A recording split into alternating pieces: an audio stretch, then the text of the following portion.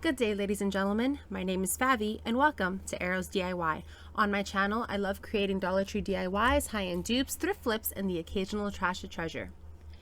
This is another episode in my fall series, and today I'm so excited to share some everyday farmhouse DIYs. These DIYs are inspired by high-end retail stores, so I'm just showing you some ways to get the same look for much less. Each project is under $5 using Dollar Tree supplies, so I hope you enjoy. And if you do, you already know what to do. Hit all the YouTube buttons because it really helps me out. Without further ado, let's get started. For our first project, we're going to be using these three cutting board signs from the Dollar Tree. These are the mini ones, and I'm going to take off the plastic as well as the jute twine hanger. Now I want to take off the paper as well, but not all the paper, basically just taking off this weird plastic film. I was afraid that film was going to kind of get in the way of the glue. So I also paid attention to take off any of the paper that was peeking out through the holes of the handle, as well as any paper that was hanging over the edge. So we don't want to focus too much on taking all of the paper off, just the paper that is overhanging the edge there.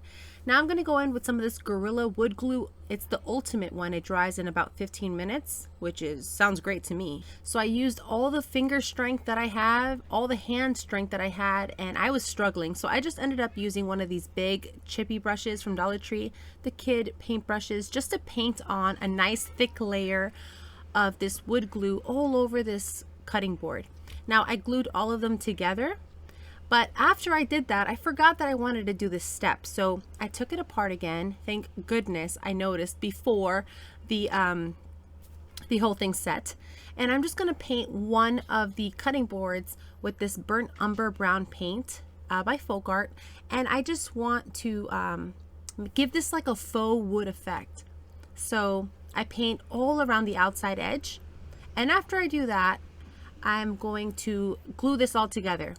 Now I glue them so that the back of the cutting board signs are the top and the bottom of this cutting board. Yes, we're going to make a cutting board riser, as you saw at the beginning of the intro. I've seen these little risers everywhere, and I really wanted one for myself. I think they're so cute and perfect for staging or just having like a nice little riser for your displays. They work well for vignettes as well as maybe centerpieces, depending on, what kind of look you're trying to create for your decor. So that's what I'm doing today. I'm just making this mini cutting board riser, and I'm gluing them together just as you see here. Now, once you have all three cutting board signs stuck together, you're going to try to wipe off any excess wood glue that might seep out of the sides. And we are going to sand it in a second. So I just wanted to make sure that they were very pressed together. So I pressed firmly. And now I'm going to use some of these clips from the Dollar Tree to just hold it together. And I'm wiping any excess glue that seeps out as soon as I can, because this dries really quickly. So I strongly recommend this Gorilla Glue. It's amazing. I really like the way this wood glue works. And as you can see, I'm just going around and securing it with making sure to clean up any of the wood glue that's seeping into that cutting board handle hole, as well as any glue that's just seeping out over any of the edges. And you'll notice as you add the clips and add more pressure, more glue will seep out. So you're going to have to be very attentive when you are putting these clips on, that you catch all the glue. Now, I didn't feel like it was sufficient pressure, so I went ahead and I added 2 strips of masking tape in different spots around the center of the cutting board. And when I put on these clips, I tried to make sure that they were equally spaced on both sides, because I didn't want the board to warp or anything weird. But being that we used 3 of these wood signs, it kind of made it more of a chunky cutting board. So warping wasn't really a big issue in this project, because it was thick enough for it not to warp. Alright, so I set it aside to dry, as you can see, and now we're going to take 12 tumbling tower blocks. I took some with some interesting wood grains, And then I'm going to paint the middle tumbling tower block in the same burnt umber color. Now, I wish I would have left it a little bit darker, and you'll see in a little bit why. But at this point, I just wanted to have a lighter, kind of like a wood stain effect with this paint. So I went ahead and I wiped off the paint after I applied it with a baby wipe. Now, I'm going to glue them together using the same wood glue. And it's very tacky, so it does stay in place. But just to help it stay perfectly in place as it dried, I did tape them together with some masking tape. And I did this 4 times. So we have the 4 little chunky legs for our cutting board riser. You need to be sure that your tumbling tower blocks are flat on one end so that your cutting board is even. Because some of these tumbling tower blocks or Jenga blocks from the Dollar Tree are not even. So you want to pay attention that your cutting board will be level. So once everything was nice and dry, I gave it a sanding around the edges just to make everything nice and flat and even, and to give it more of a distressed look. Just to give it kind of like a wood effect. Now, I love the French country aesthetic in my kitchen. I just love the way it looks, especially for everyday decor. I mean, in the holidays, I go a little bit more like chintzy, I guess, kind of like granny core for the holidays. But for regular everyday, I just love the French farmhouse natural aesthetic. It's kind of like a neutral, calming. I just love it. So that's what I'm going to do with this cutting board. I took some of the same paint and I watered it down. And now I'm just going to do the same wood stain effect, kind of giving it a whitewashed effect. So once I painted it, I went in with a clean baby wipe and a damp baby wipe, and I just rubbed it down really, really firmly just to get most of the paint off. And this is what kind of gave it that wood effect. And I did the same thing for the edges and the under, all the sides. And I wasn't sure which one I wanted to use for the top of my cutting board. So I did 2 different effects on both sides of the cutting board riser, and I ended up liking the second side better. Now, as you can see, it's a little bit stained with the wood glue, but it actually helps it look more aged and a little bit more like actual wood, because it kind of looks like the knots in wood, and you'll see in a second. So now I took most of the paint off of my paintbrush, and I just decided to dry brush it just in a vertical direction. So just moving your paintbrush up and down. I did not use a chippy paintbrush. I just used my regular wide flat paintbrush, and I really liked the way it came out. So I had decided to use that side as the top of my riser. But remember, on your project, you can use whatever wood stain, whatever paint color you like. If you like pink, you could do a pink riser. I mean, whatever, sky's the limit with your project. So now I'm just doing the same wood whitewash effect on the wood legs. So once I painted on with this watered down mixture, I just wiped off using the baby wipe, just as before. Now, I wanted the middle of the middle Jenga block to be a little darker, so I did rub a little more with the baby wipe, but it still wasn't quite dark enough.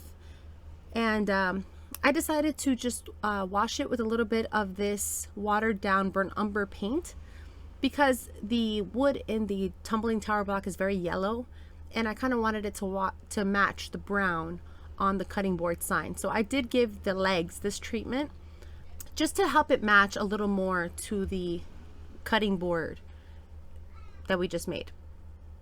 All right, and then I just wiped it down as well, just wiping off any excess, and I let that dry.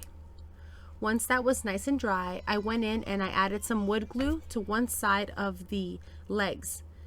And I wanted it to be nice and tall, because that's the inspiration piece. I couldn't find a picture to show you guys, but I've seen them around in a lot of stores. I've seen them in Hobby Lobby. I've also seen them in Kirkland's. I've seen them all over Pinterest. So I'm sure you guys know what I'm talking about when I say this little cutting board riser. I think it's adorable. I really do. And I'm so excited to use this for my displays from now on. But as you can see, I just eyeballed it. I didn't measure it. I just eyeballed it, and it's tacky enough to stay in place. Then I added a paint jug on top just to hold it down as it dried. But this is how it turned out. And I really like it. I think it's so cute. You could put a pumpkin on it for the fall season, or any florals. Now this is part of the 5 for 5 DIY challenge hosted every month by Emily from Farm Charm Chic and Missy from Crafty Cove. This month is Christine DIY Craftaholic. She's the guest host and I love her. She's my spunky friend, so creative and talented. I'll leave all their links in the description box below, as well as the playlist link. All right, that was a mouthful. Now this is what I'm gonna try to make. It's a distressed farmhouse chalkboard sign. Let's really focus on the word distressed. All right, I took this this sign. I took this sign from, I believe it was Dollar Tree. And I'm just using my scraper here to scrape off the border. Yes, the border. So I'm going to take it off. I think you should be gentle because I totally just broke it. But it's fine. Remember, it's distressed. So yeah. So I try to take off as much of the paper off the sticks as I could. And I'm going to go in with this chalkboard paint. This chalkboard paint is from Dollar General and I don't really like it. It didn't work out too well. Now, if you can see there, my board was already dirty because I used it for a previous project. And I thought I could use it because it was black on black, right? Black paint. And it doesn't work. So I had to end up painting over this chalkboard paint with another acrylic paint, but you'll see that in a minute. Okay, so I'm painting this entire thing in this chalkboard paint. I don't know, this chalkboard paint is weird. It's like watery and bubbly. It's the strangest consistency I've ever dealt with. But yeah, we're gonna paint the whole thing. So I do that. I try to keep the paint nice and even, and I give it 3 coats. Even with the 3 coats, you could still see that black spot on there. You see how it looks brown or something? So I did have to go in and paint it again. Now I'm just trying to take off any of that paper residue that was left over. I didn't want it to be creeping up over the sides because we are definitely using this border because, I mean, the challenge is 5 under 5 and I need every $1.25, guys. I mean, it's a challenge. So now I'm going to go in with this white paint. It's by Folk Art. It's a one decor paint. It's a paint and sealer in one in the color Farmhouse White, and it's awesome. So I'm going to go ahead and paint this. You know, you can use any white. I'm just letting you know I like this particular white. Okay, so I'm going to paint all of it, the broken parts, all the things in this white. Now I'm going to take a ruler from the Dollar Tree. I know sometimes you can find these, sometimes you can't. So when you see them, I suggest grab 8 or 4. They come in a 2-pack. Now I'm going to take the strips off of this ruler and we're going to hold on to them because I only get 4 items right now. So we're going to use those for the DIY in just a little bit. Now I had another ruler that I had already painted, so I decided to use that one since, you know, whatever, it's the same ruler. I'm just painting the borders in white, both sides as well as the edges. You want to get the edges, you want to get the top, you want to get all the sides in this white paint. The middle we're going to paint in a black stripe in a little bit, so we're not going to paint the middle so much, but you really do have to give all the edges a good coat of paint, and I paint it twice to give it a nice white stark color. So see what I'm saying? You could see that spot there. It was driving me nuts, but I'm going to paint it again in this black acrylic paint because I just couldn't deal with that. And this is the one I use. It's a Folk Art color. The color's called Licorice, and it's a matte acrylic paint. So it's going to look like chalkboard, but it's not really going to be chalkboard is what I'm saying. After this, I'm sure I can give it another coat of the chalkboard paint if I really wanted to, but I think I'm going to add a sticker or some decal here, or just change it up just to add like a different saying throughout the month. I don't want this to be a permanent piece. I want this to be versatile throughout the years. Okay, so now I'm going to use some blue tape, and I'm going to tape right on that edge. It's like a beveled edge in the middle of the ruler. We're going to tape it off very sharply, press really firmly. We want a nice crisp line, and then I'm going to paint it in the same licorice black acrylic paint. And now we're going to pull the blue tape and get a nice a nice crisp line. That's the word I was looking for, crisp. And this is such a satisfying moment. This is why I kept it here. I did not speed it up because, oh my goodness, I love looking at this. You're welcome. You're welcome.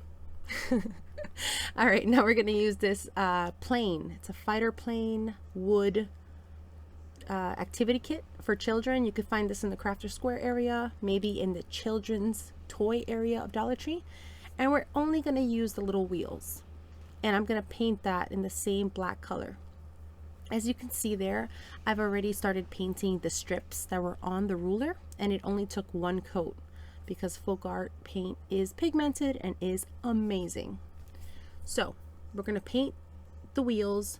We're going to paint 2 of the regular craft sticks, like the popsicle stick size, the normal craft sticks, and we're also going to paint the other strip from the ruler. We want to paint all the things in this black paint. So it only took one coat. You want everything to fully dry. Once everything is fully dry, we're going to take the ruler and we're going to add this strip right to the center there to cover that hole and to give it a nice kind of like a metal effect. So we're going to add the strip to the center there. Nice and neat. You want to keep it as neat as possible.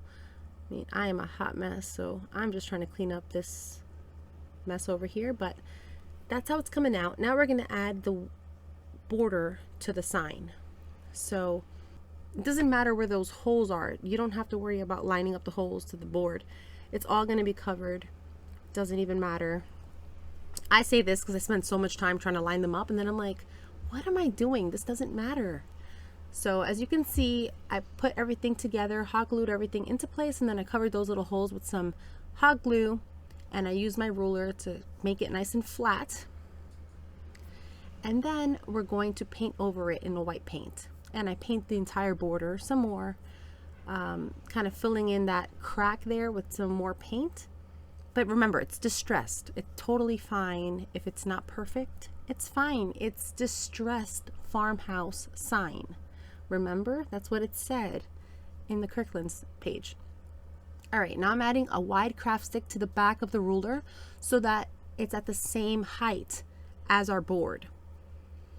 Because we're about to attach these 2 together and we don't want them to crack off. We want everything to be at the same level so that there's no pressure on one of the pieces when we glue them together. I hope this is making sense, but you'll see in a little bit. Okay, so now I'm taking the wheels and I'm hot gluing it to the top strip of the ruler. The top white section, we're going to hot glue it like so. You want to make sure that those wheels are lined up to the side of the board at the bottom. You want it to line up perfectly because we're about to connect them like so. You also want to make sure that when you line this up, you keep that gap between the ruler and the board. That gap is very important to create the look we're going for. Now I'm going to use this craft stick. As you can see here, there's a gap between the wheel and the ruler. I'm trying my best to show you here, but I'm just bumping my camera, so sorry about that. And now I'm going to glue them right underneath those wheels. And I give this all another coat of paint because it's driving me nuts. Okay. So now I painted the edges of the craft stick that we just cut down to size because all of the sides of this craft stick have to be painted black so it looks nice and neat and high end. Now I'm going to hot glue the craft stick right underneath both of the wheels, making sure to keep that space between the ruler and the board. You want to keep the space as even as possible on both sides. Try to keep this as even as possible so it doesn't look all janky and weird. All right, so once we have that hot glued, we're going to take the strip that we took off the ruler. The strip that we took off the ruler and painted black, we're going to cut that down. And this strip is going to cover the hole in that wheel, and it's going to run all the way down to the bottom of the craft stick. And this is going to give it that metal effect. It's going to make it look like it's metal, like a matte metal finish for the farmhouse look. This is obviously more of a modern farmhouse look, but you could totally use any colors you want. You can make this galvanized if you really, really want to. Do whatever your heart desires. Now, I'm going to take my miter shears and cut it down to cover the full length of those two pieces, the wheel and the craft stick. And then we're going to use hot glue and glue it all together. Now, I noticed at this point that my hot glue is not Gorilla Hot Glue. The hot glue that's in my glue gun right now is not Gorilla Hot Glue, and I realized this at this point. I want to make a hardware finish, like a faux hardware, like I always do with hot glue.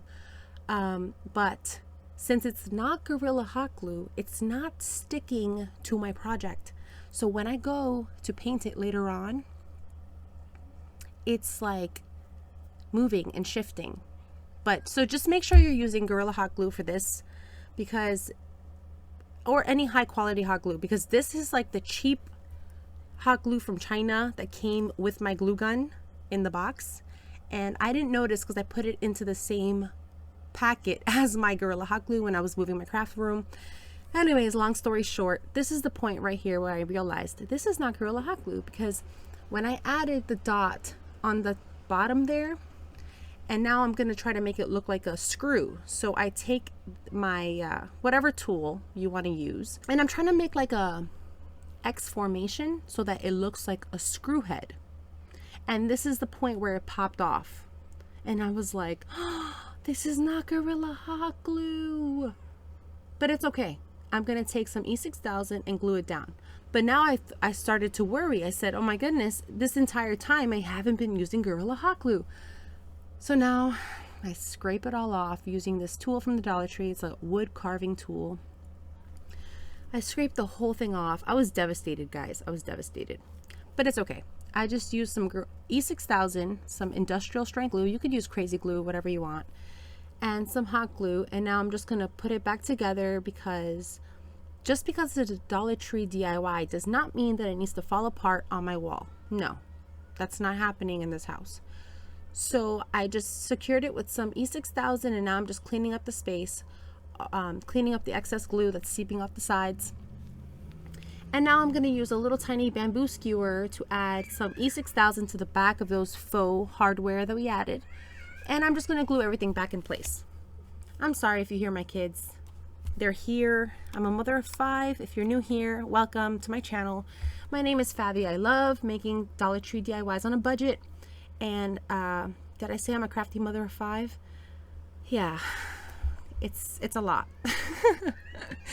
All right, so once it's on there, I give everything a nice coat of black paint, and I paint the screws at the bottom and the screws at the top. Then I go in with some silver paint over only the bottom, just to make the bottom ones look like screws, like our inspiration picture. But that's basically it. I do want to add some kind of decal or a sticker to the middle that I can change out throughout the months. But this is how it turned out. I want you to let me know in the comments below what you think about this, if you'd give it a try. It was only $5, which is kind of cool, if you ask me. But hey, I'm biased, right? Okay, that's the inspiration picture, and this is our project. Let me know what you think in the comments below. Did I fit the brief? I hope I did. There it is. I gotta hang it to the wall. I just haven't got to it yet. All right, so this is our next project. I liked it, and I thought I could do it for under $5. All right, so I took this board. I think I got this one at Dollar General, and I think I paid about $3 for it.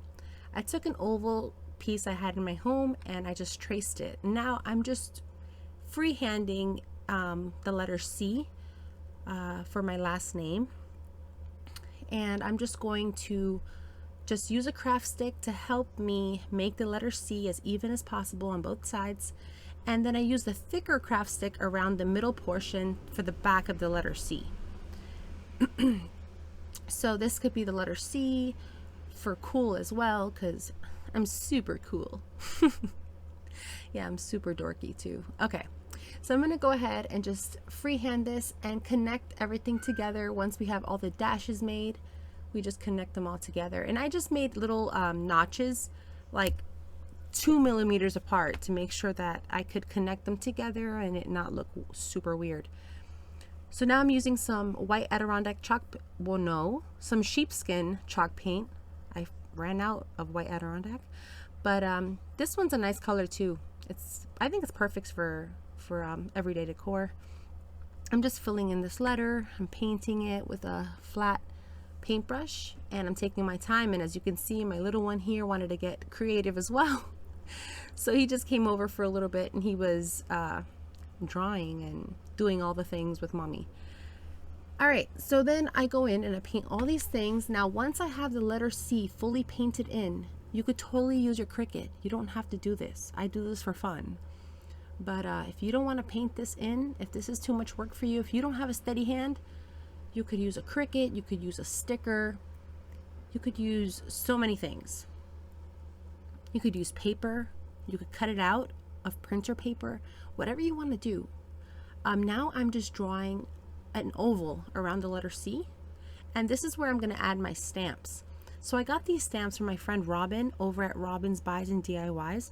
I'll leave her link in the description box too. But she sent me some friend mail last year from Dollarama. They have this store in Canada called Dollarama. It's like Dollarama. Yeah, I think that's what they say, Dollarama. My Canadian peeps know what I mean. Okay, well anyways, it's like a Dollar Tree plus. It's amazing. So she sent me all these stamps, and I was excited to use them. So I took some that looked kind of like the inspiration picture, and I took some white paint and I just kind of made it nice and flat so that I would be able to stamp these stamps. Now when I stamp these stamps, I try to keep them in a way that the bottom of the leaf touches the line that I made around. I know you can't see the line I made because my genius self made it in pencil. I know it's really hard to see, but I promise it's just an oval, an inch away from the letter C. And I'm just gonna randomly stamp these leaves so that the bottom of the leaf touches that oval pencil mark I made. And it's just random. It doesn't even have to be perfect. I'm just going to randomly put it around and add the different varieties of leaves. This is an awesome way to use your stamps, is what I'm saying. I know a lot of us buy stamps with all the intentions of using them. This is a good opportunity to use your stamps, if you have, or stickers, or whatever you like. So then once I get all the stamps in place, I wanted it to look full. I try to use leaves that are good for year round, since this is an everyday farmhouse challenge. So that's what I did. I tried to end the bottom of this floral pattern with a leaf. So I try to end it with the leaf and start it with the leaf. And then at the bottom, I just kind of drew kind of like the end of a stem right at the center there. So once I have all the stamps and I'm happy with how they are, now I'm going to go in with some paint and a really thin brush to kind of connect them all. And I wanted to create some vines as well. So sometimes in some areas I had some stems and kind of some vining out without any leaves attached, just to add kind of like a natural effect to it. But hopefully you can just see what I'm saying. This is not my favorite DIY, but I think it's nice, and it's under $5. And it was a lot of fun to make. I don't think I'm, the greatest artist. But hey, if I can do it, you can do it. Just have fun with your home decor. So as you can see here, I'm just filling it in and just adding a little bit of features around. And I also had a little plastic container there to put the stamps in so that I can easily wash them off and not ruin the stamps, so I can use them again. And this stamp set is so cool. It came with a little block for $1.25. Awesome. I love that store. We need a Dollarama here in the US. But there's mine, and here's the inspiration picture. Let me know what you think. I mean, it's not going to stay staged like this. I haven't really fully decorated for fall yet, so I kind of just grabbed things that were close by. I hope you like that one. All right, so for this next one, we're going to be duping this Magnolia wall vase. I thought it was really cute, modern farmhouse, and I made it last year. So Ignore the magnolia leaves in the background. This is another wreath I made last year. I can link that video here if you want to see how I made this magnolia leaf out of a cereal box. But anyways, I'm going to take this 2-liter bottle. I wish the 2-liter bottle didn't have this like corrugated effect on the side, but it's the only soda bottle I had on hand. I wish it was smooth, but it's okay. As you can see, I used a box cutter and I just carefully cut off the top spout of the soda bottle. And now I just used a marker and made a slanted edge. Then once I made that slanted edge on it, I used a box cutter to poke into the bottle carefully, and then I slipped my scissors in and cut along that line. Then I cut to make it nice and smooth. I cut the edge to make a nice smooth edge. Now I'm going to put on some Mod Podge. I accidentally put the Mod Podge on first, and then I said, oh, I have to cut this. So once the Mod Podge was fully dry, it looks like this. And the Mod Podge is going to help the paint stick to the bottle so that it doesn't just crack off and look like a bottle. So then I painted the entire thing in this black paint, in a matte black paint, and then I added some features there with the hot glue. I just showing you, it's like a shape of a T to kind of give that galvanized metal feel. Once I did that, I went in with this gold paint, and I'm just gonna dry brush this gold paint randomly. So some spots are lighter than others, and that's the effect we want. We want to make a brass effect.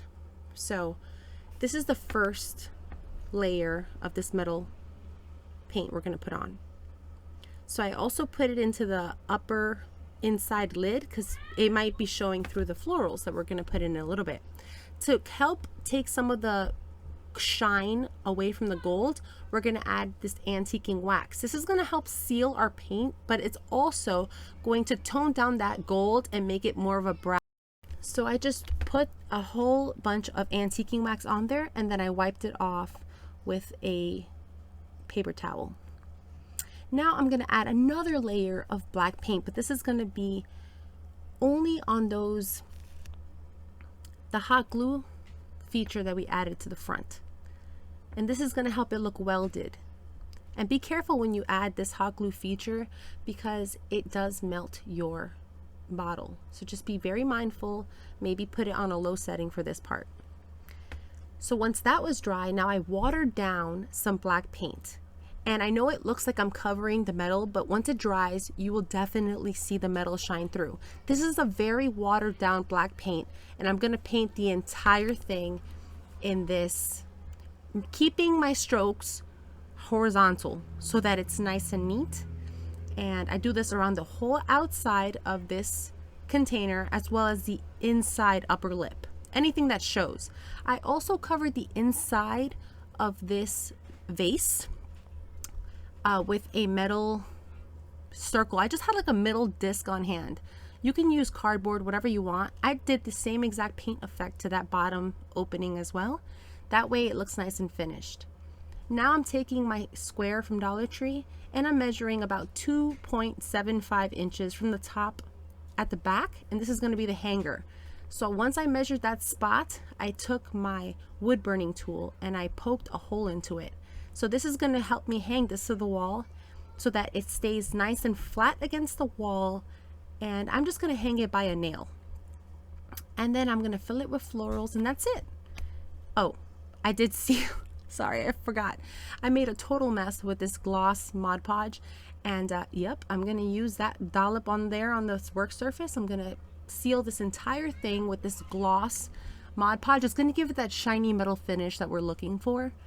And yeah, nothing goes to waste in this house, so you know I'm going to use that drop on my work surface. But that's pretty much it. I really like how this one turned out. Like I said, I wish I had a smoother soda bottle, but it's fine. I think it turned out really cool. I hope you give this one a try. It's one of my favorites, and it's free essentially. Here's my version, there's their version. Let me know in the comments below if it's close. I mean, you already know how I feel about the shape of the bottle, but I like this one a lot.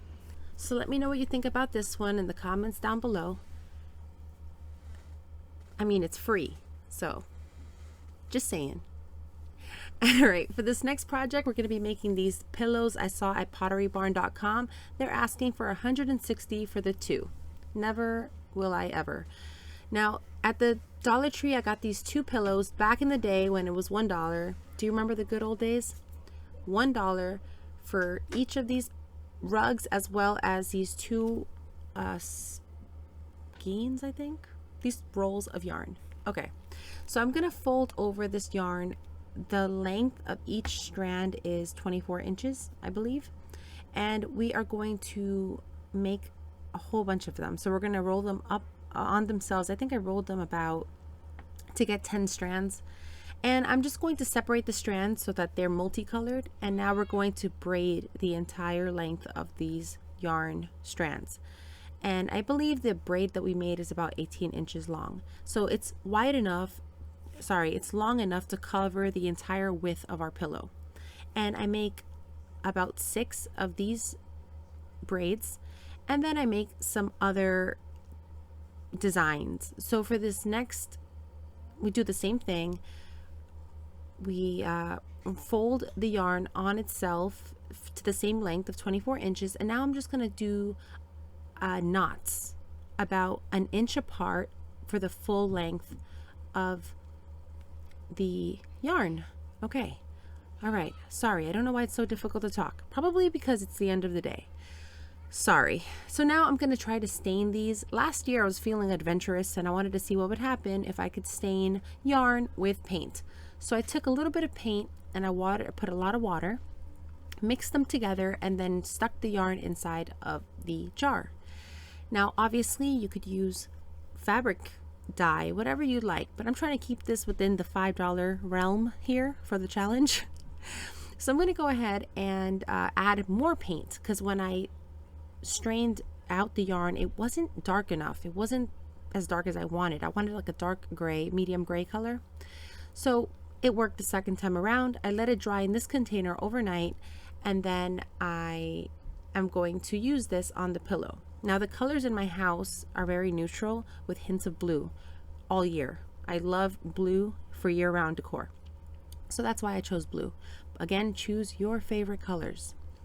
Now I'm going to be using the wrong side of the pillow. No, sorry, of the rug. We're going to use the wrong side of the rug as the right side for our pillow. So I'm going to take these strands. They're fully dry. I let them dry almost 2 days, so they're fully dry. Now we're going to be using some hot glue, and I'm just going to attach them using hot glue in these empty sections here. If you notice, there's an empty rectangle silhouette in the middle of the rug, so that's what we're going to cover. We're just fill in the empty sides, the long sides of the rectangle shape. And I'm just going to hot glue these strands right next to each other, really closely together, to the full length till it reaches the end of the pillow horizontally. Now we're going to go in and do the same thing for the bottom portion of the rectangle, that empty spot at the bottom there, and I'm just going to hot glue them like so. Now if it becomes a little short, like if your strand does not reach the entire full length of the pillow, I just cut right where that knot was and continued the pattern with a new strand of yarn. Now when we add the second row, we're going to stagger it so that it adds some interest to the design, and I'm going to hot glue them as close as I can to the first yarn strand. Capiche? I hope I'm doing a good job explaining, because Lord knows I need help right now. Okay, so now I'm just going to hot glue the whole length of the pillow until I think I do about 4 rows of this particular pattern, just to cover that empty rectangle. Now I'm going to use some rug liner, like the rug grip underlay. Okay, this is from the Dollar Tree as well as this mop. Now I know we're at $6 now, but you could always just use one color of yarn to keep this in the $5 realm. Okay, And this was last year. All right, I should have went into law. I should have been a lawyer in another life. All right, now I'm going to pull the strands of yarn. After struggling very, very long, I realized that I don't have to do anything. You could just pull the mop strand right out. Now I'm going to loop it inside of this underlay to kind of make a design similar to the Pottery Barn pillow. I'll show you the pillow at the end again so you can compare our pillow to the Pottery Barn pillow. But basically I'm using this tool. This is the embossing tool from Dollar Tree in the Crafter Square section, and I'm just using it to pull the mop strand through the squares. And once I pushed enough out of it and made a little loop, I went on and did the same thing to the square right next to it. So to help secure it in place, I added hot glue to the back of it. That way it wouldn't pull back out as I continued working on the full length of this underlay ribbon that we cut out. And I did this for the full length, the full 18 inches. And I believe I did 4 rows, 3 rows, I can't remember. We'll see in a second. And when you add a new strand, you want to make sure to leave about 1 inch of slack so that you are able to loop it through and it doesn't slip out on you. So I'm just showing you here that I left about 1 inch of slack and then I pulled it through, and you're trying to make all the loops about the same size. So you see I completed the 3 rows of 18-inch length, and then I secured all of it underneath with hot glue. Now we're going to attach this to the center of our pillow to add kind of like the Pottery Barn effect. And I still use this pillow to this day. I love this pillow. This pillow has held up really, really well. I'm not even joking. I still have it and I love it. I mean, I don't let the kids throw it, but it's still here in one piece. So Gorilla Hot Glue is the way to go. I've used fabric hot glue in the past, but it has broken apart on me with the fabric glue. So all right, now I'm just measuring 1 inch on all the sides so I know where to attach the hot glue. And as you saw, I trimmed the excess strings at the end on the sides. I trimmed them down so they don't make our piece too bulky around the seams. So now I flip both of the pillows down and then hot glue them, the edges first. Once I have one side hot glued together, I just cut out the triangle in the corner there so that we are able to make a nice sharp edge once it's all assembled. And you want to do that to all of the corners, but be sure not to cut too deep into your pillow because then you will just make a hole. Luckily this rug is very thick, so you do have to cut about 1 inch worth of triangle in the corner on all the corners. So as you can see, I just continue doing everything to all the sides, and you want to make sure that the design is very glued down in the front before you hot glue your seams together. Obviously you can also sew if you are one of those crafty people like my mother who loves sewing. My mother is so talented. She's made so many dresses and designs and crochets, and so if you're watching this, Mom, I am so sorry. I am so sorry. I'm using hot glue. But yeah. So that's what I'm doing here on all the sides. But you know, my mother came over and she saw my pillow and she thought I sewed it. So I consider this a success. She saw the pillows and she said, "Oh, these pillows are cute." She's like, "Did you make them?" I said, "Yeah." She said, "But did you sew them?" I said, "No, I made it with hot glue." So it looks well made, guys. Just saying. All right.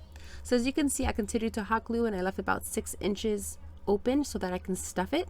I think it's important to make a very, very stuffed pillow. You want your pillow to look high-end and expensive. So stuff, overstuff.